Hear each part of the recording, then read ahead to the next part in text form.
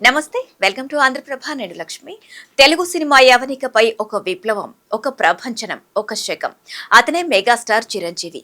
సాధారణ మధ్యతరగతి కుటుంబంలో కొడిదెల శివశంకర వరప్రసాద్ గా జన్మించి స్వయం కృషితో ఎదిగి కోట్లాది మంది గుండెల్లో చెరగని ముద్ర వేసుకున్న ఒక రోల్ మోడల్. 1955 ఆగస్టు 22న జన్మించిన ఆయన శ్రమనే నమ్ముకొని టాలీవుడ్ కి గాడ్ ఫాదర్ లా మారారు. నటుడిగా, రాజకీయ నాయకుడిగా, రియల్ లైఫ్ హీరోగా ఆయన ప్రయాణం ప్రతి ఒక్కరికి స్ఫూర్తిదాయకం. 1978లో పునాదిరాళ్లు సినిమాతో సినీ ప్రస్థానం మొదలైనప్పటికీ మొదటగా విడుదలైన చిత్రం ప్రాణం ఖరీదు. తొలి రోజుల్లోనే తన నటనతో, బాడీ లాంగ్వేజ్ తో అందరి దృష్టిని ఆకర్షించారు.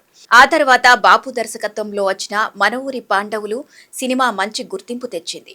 విలన్, క్యారెక్టర్ ఆర్టిస్ట్, హీరోగా ప్రతి రోల్లో జీవిస్తూ నెమ్మదిగా కెరియర్ బిల్డ్ చేసుకున్నారు. 1980లో వచ్చిన మొగుడు కావాలి సినిమా చిరంజీవికి మొట్టమొదటి సిల్వర్ జూబ్లీ మూవీగా నిలిచింది.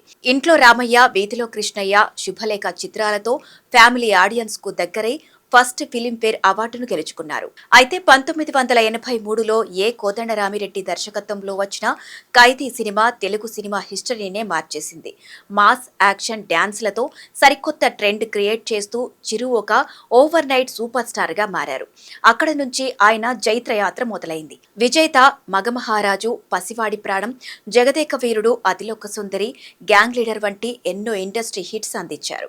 1992లో ఘరానా మొగుడు సినిమాతో సౌత్ ఇండియాలోనే 10 కోట్ల గ్రాస్ కలెక్ట్ చేసిన ఫస్ట్ హీరోగా రికార్డు సృష్టించారు.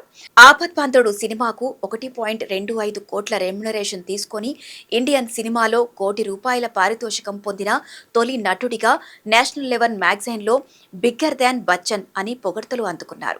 150కి పైగా సినిమాలతో బాక్సాఫీస్ ను షేక్ చేస్తూ సౌత్ సినిమాకి ఒక కొత్త గుర్తింపు, గౌరవాన్ని తీసుకువచ్చారు.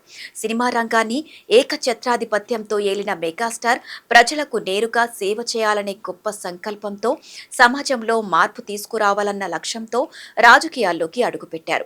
2008 ఆగస్టు 26న తిరుపతి పుణ్యక్షేత్రంలో ప్రజారాజ్యం పార్టీని స్థాపించారు. ఆవిర్భావ సభకు ఏకంగా 10 లక్షలకు పైగా జనం పోటెత్తారు. తిరుపతి నగరం మొత్తం అభిమానులు, ప్రజలతో నిండిపోయి కనీవిని ఎరుగని ట్రాఫిక్ జామ్ ఏర్పడింది. పేదరికం లేని సమాజం, సామాజిక న్యాయం అనే బలమైన అజెండాతో ఆయన పొలిటికల్ జర్నీ ప్రారంభించారు. అప్పటి రాజకీయ పరిస్థితులు చాలా సంక్లిష్టంగా ఉండేవి. ఉమ్మడి ఆంధ్రప్రదేశ్లో కాంగ్రెస్ పార్టీ నుంచి వైఎస్ఆర్ రాజశేఖర్ రెడ్డి బలమైన నాయకుడిగా సంక్షేమ పథకాలతో ప్రజల్లో ఎంతో ఆదరణ పొందారు.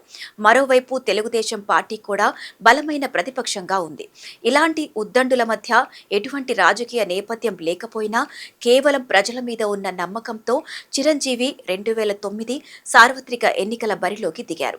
రాష్ట్ర వ్యాప్తంగా 294 నియోజకవర్గాల్లో ప్రజారాజ్యం పార్టీ అభ్యర్థులను నిలబెట్టారు.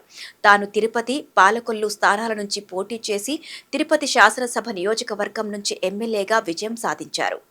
తొలిసారి ఎన్నికల్లో పోటీ చేసినప్పటికీ ప్రజారాజ్యం పార్టీ సుమారు 18 శాసనసభ స్థానాలను గెలుచుకొని ఏకంగా 18% ఓట్ షేర్ సాధించడం ఒక రికార్డు.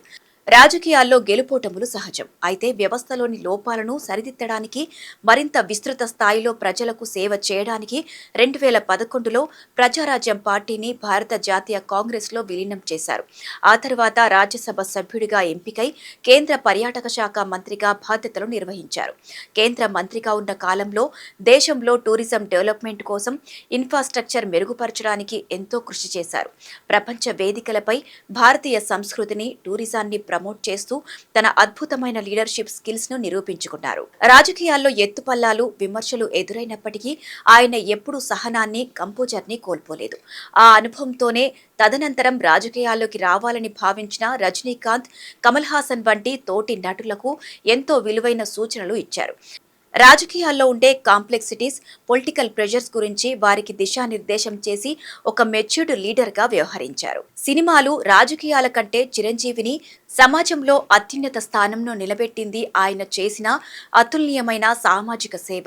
1998లో స్థాపించిన చిరంజీవి చారిటబుల్ ట్రస్ట్ ద్వారా Chiranjeevi blood bank, I bank ప్రారంభించారు. రక్తం దొరక్క ఏ ఒక్కరూ ప్రాణాలు కోల్పోకూడదనే ఉద్దేశంతో ఆయన పిలుపునివ్వగా కోట్లాది మంది అభిమానులు రక్తదానానికి ముందుకు వచ్చారు.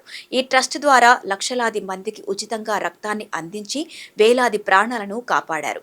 ఐ బ్యాంక్ ద్వారా వేలాది మంది అందులకు కంటి చూపును ప్రసాదించారు.